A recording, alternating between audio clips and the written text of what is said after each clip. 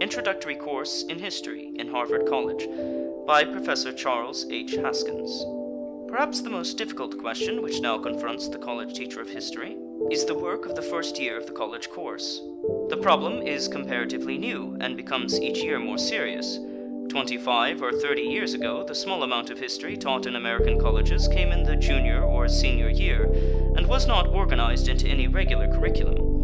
With the recent development of historical courses, however, the teaching of history has worked down into the sophomore and often into the freshman year, so that the teacher of the first course in history is not only charged with introducing students to college work in history, but must also take his share of the task of introducing them to college work in general. At the same time, the enlargement of the curriculum and the improvement of instruction in history in many of our secondary schools result in sending to the colleges a body of students who have already some familiarity with history and cannot be treated in the same way as the great mass of freshmen. Moreover, the first college course in history in all our larger institutions attracts a considerable number of students, in some cases as many as 400, so that the management of a large class adds another element to the problem. And matters are further complicated by the fact that while some of these will continue their historical studies in later years, others must get from this course all the historical training which they will receive in college. I take it that no one pretends to have found the solution of these difficulties, and that what is at present likely to prove helpful is not dogmatic discussion so much as a comparison of the experience of different institutions. The introductory course at Harvard, History 1, is designed to be useful to those whose historical studies are to stop at this point, as well as to serve as a basis for further study. A period of the world's history is chosen which is sufficiently large to give an idea of the growth of institutions and the nature of historical evolution, yet not so extensive as to render impossible an acquaintance at close range with some of the characteristic personalities and conditions of the age.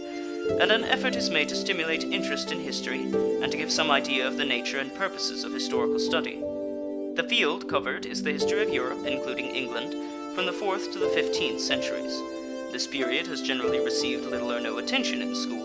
so that students come to it with a freshness which they could not bring to ancient history or American history, and are introduced to a new world of action and movement and color, which easily rouses their interest.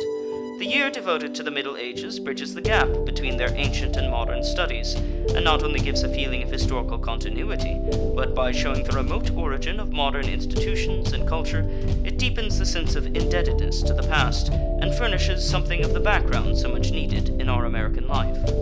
Most introductory courses now give considerable attention to the Middle Ages. The point of difference is whether the attempt should be made to cover something of the modern period as well. Where a longer period has been chosen, it has been quite generally found impracticable in a single year to bring the course down to the present time, and such courses have ordinarily stopped somewhere in the 18th century, leaving to a subsequent year the study of the more recent period. Thus, the course which was given at Harvard until 1903 stopped at the Treaty of Utrecht. Assuming that 2 years are necessary for the satisfactory treatment of medieval and modern history for the purposes of the general student, the question then becomes one as to the point where the break shall come, and we believe that experience is in favor of placing this point fairly early.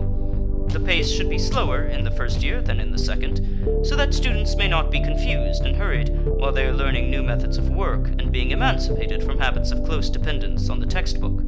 There should be time for reading and assimilation, as well as for thorough drill, in a way that is not possible when too much ground is gone over. Good training in the first year makes it easier to cover a considerable period in the second.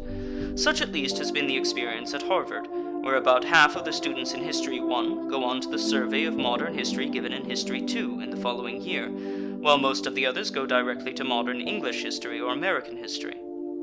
It ought to be added that while about 9/10 of the class of 300 who elect History 1 are freshmen, students who have given a good deal of attention to history in school are permitted to go on immediately to more advanced courses, and for those who take only American history in their later years, the introductory course in government is accepted as sufficient preparation. The class meets 3 times a week, twice in a body for lectures, and the third hour in sections of about 20.